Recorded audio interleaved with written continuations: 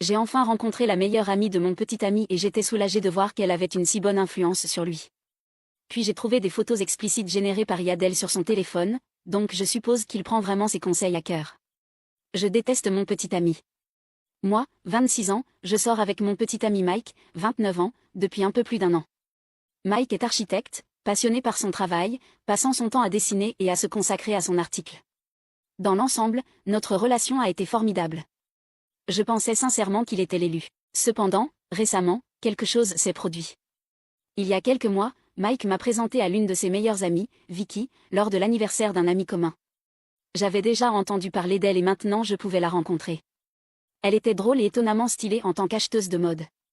Nous avons fini par discuter des tendances et de ce qui est à la mode en ce moment. Je n'ai jamais ressenti de malaise à son sujet, même si elle et Mike sont amis depuis des années. J'étais plutôt contente qu'elle soit dans sa vie. Elle semblait être une bonne influence par rapport à certains de ses autres amis. Mais dernièrement, Mike a été plus secret avec son téléphone, inclinant toujours l'écran loin de moi. Je n'ai rien dit au début, car je ne voulais pas être ce genre de petit ami. La semaine dernière, j'étais chez lui quand sa mère est arrivée en disant que la batterie de sa voiture était morte et qu'elle avait besoin d'aide pour la redémarrer. Mike s'est précipité dehors, disant que cela ne prendrait pas longtemps. Il a laissé son téléphone sur la table basse, écran vers le bas. Je me suis occupée en faisant défiler TikTok, mais son téléphone a commencé à vibrer sans arrêt. Je ne suis pas quelqu'un d'insécure, donc je ne fouillerai pas dans le téléphone de mon petit ami, mais je ne pouvais pas chasser mon anxiété. Après avoir hésité, j'ai pris son téléphone. Tout ce que j'ai vu, ce sont des messages de travail, me faisant sentir stupide d'avoir fouillé.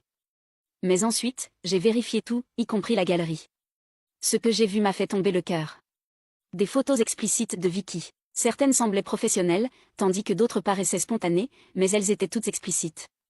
J'ai eu envie de vomir. Quand Mike est revenu, je n'ai pas pu me retenir. « Pourquoi as-tu des photos de Vicky nue sur ton téléphone ?» Sa réaction était étrange. Il n'a pas paniqué ni nié.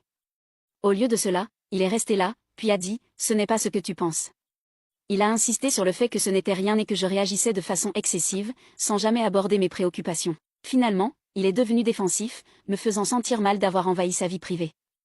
J'ai alors décidé sur le champ que je devais partir. Il a texté sans arrêt, mais j'étais trop en colère pour répondre. Je ne peux pas m'empêcher de penser à ces photos et je ne peux pas manger sans me sentir malade. Pourquoi Vicky? Pourquoi lui envoyait-elle ces trucs? Pourquoi les enregistrer il-même? Il ne peut pas penser que je suis si bête pour ne pas le découvrir. Est-ce que c'est récupérable? Que suis-je censé faire maintenant? Ugh, je déteste ça. Commentaire pertinent. Commentaire 1. Ce n'est pas ce que tu penses n'est valable que si cela est immédiatement suivi par une explication innocente et véridique qui a tout son sens une fois révélée. En l'absence de cela, il faut supposer que c'est ce que tu penses. Tu as trouvé une banque secrète et Vicky en est la vedette. Commentaire 2. Veux-tu le récupérer, et si oui, pourquoi? Je ne pourrai jamais être avec quelqu'un en qui je ne peux pas faire confiance. Tu te demanderas toujours chaque fois qu'il prendra son téléphone et enverra un texto, rentrera un peu plus tard, deviendra un peu silencieux. La confiance ne revient pas, peu importe ce que les gens disent. Ce qui se passe, c'est que tu abaisses tes standards. Tu deviens engourdi. Une partie de toi meurt pendant que tu enterres ta tête. Mais le gars en qui tu peux avoir confiance et qui t'aimera et te sera fidèle est là-bas. Et tu pourrais le manquer en restant avec un trompeur. Réponse, aussi cliché que cela puisse paraître, cela se sentait différent cette fois.